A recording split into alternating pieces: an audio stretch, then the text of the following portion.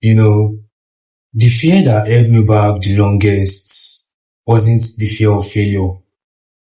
It wasn't even the fear of rejection. It wasn't the fear of what people would think. It was something more dangerous. I was terrified of who I would become if I actually tried, if I actually put in all the effort. Because if I gave everything, if I stopped making excuses, if I stopped hiding behind one day, then I would have no one left to blame.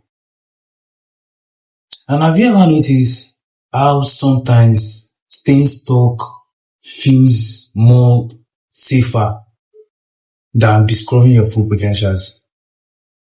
A lot of people think fear sounds like I can't, but the fear that keeps people trapped, the fear that makes people remain in their comfort zone sounds like, what if I can? What if I can make it happen? Because if you can, then why haven't you?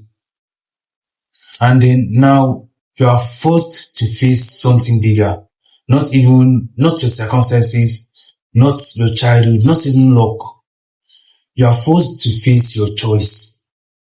And this is where a lot of people quietly retreat. I remember a period in my life where I told myself I was learning, I was preparing, I was trying to be perfect, waiting for the perfect moment. I was trying to feel ready. And honestly, it looked very, very good. I felt productive. I felt very smart. But deep down, I wasn't preparing. I was hiding. Because preparation gave me something that failure couldn't even touch. It gave me excuses. And as long as I never fully committed, I never had to discover if I was capable or not. And that realization is very hard. Let me ask you one question. What is that one thing you've been getting ready to do for months, for years? Is it possible that you are not waiting to feel ready?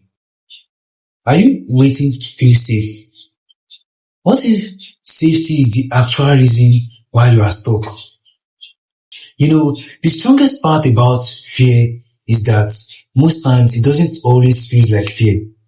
Sometimes it feels like procrastination, it feels like overthinking, it looks like perfectism. But underneath all of them is the same question. What if I discover I am not who I thought I was? Or what if I discover I am? Because you can't unsee it. You can't go back to playing small. You can't continue to pretend you don't know what you are capable of. Imagine two people. The both of them has talents. The both of them has dreams. The both of them want more. One of them take his steps. He tries. He fails. He gets up. He learns. He grows. He changes. And the other one on the sideline is waiting. Is planning. Is analyzing.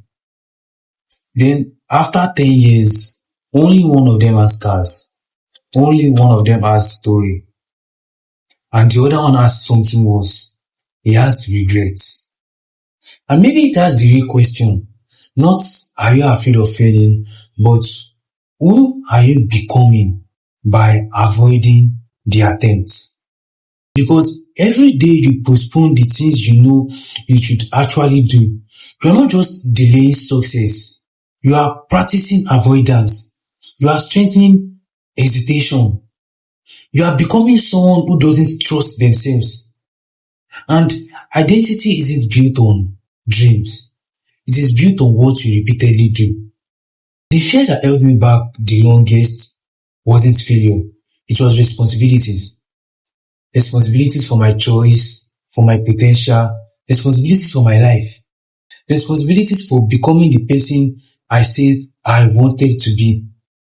Because the moment you realize your life can change, you also realize it is up to you. And that's the heavy truth. So here's the question I want to leave you with today. What would your life look like if fear stopped making your decisions for you? Who would you become today if you had started when you first knew you should. Maybe the things holding you back isn't the fear of failure. Maybe it is the fear of meeting the person you are capable of becoming. And maybe it's time you finally meet them.